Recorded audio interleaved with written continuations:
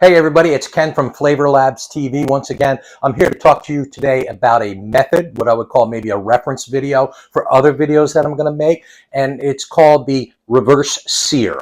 Okay, most people when they cook, say, mostly this refers to beef. Most people when they cook, say on the grill or in the griddle or on a skillet on the stove, they're going to want to start off their steak by getting it nice and hot and getting that sizzle sound that you hear, and then finishing it off until the internal temperature is right. But that's what I would call a forward sear. What I'm going to talk about is a reverse sear, and this is fail-proof, a reverse sear. It is absolutely the best method that you can use to cook a steak, or any hunk of beef for that matter.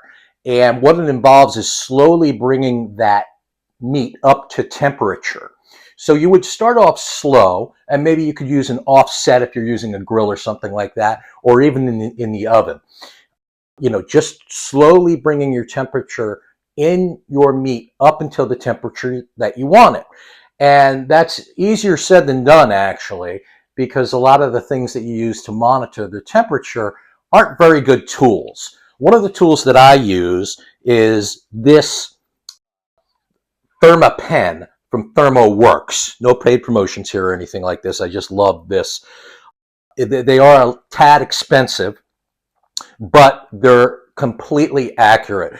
I calibrate this thing all the time just to make sure it's on with boiling water, 212 degrees, and with ice water at 32 degrees, and it is just spot on. I highly recommend it. And again, it's ThermoWorks.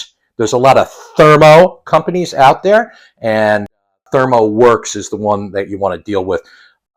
It is a little expensive.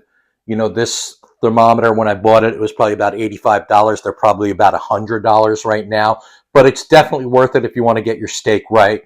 So you'd slowly bring that steak up to, say, 145 degrees for, say, a medium well. You'd get this right in the center of your steak. Okay, because the temperature is actually going to change from the surface when you stick it in until you get it all the way into the center of the steak.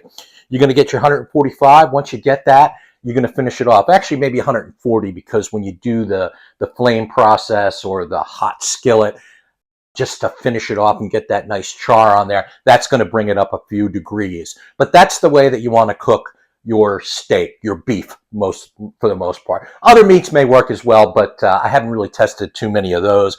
But for beef, the reverse sear is definitely the way to go. And just refer to this video anytime that you need to know about the reverse sear and how to do it, what the concept behind it is. Okay? It's Ken from Flavor Labs. I'm out. Please like and subscribe.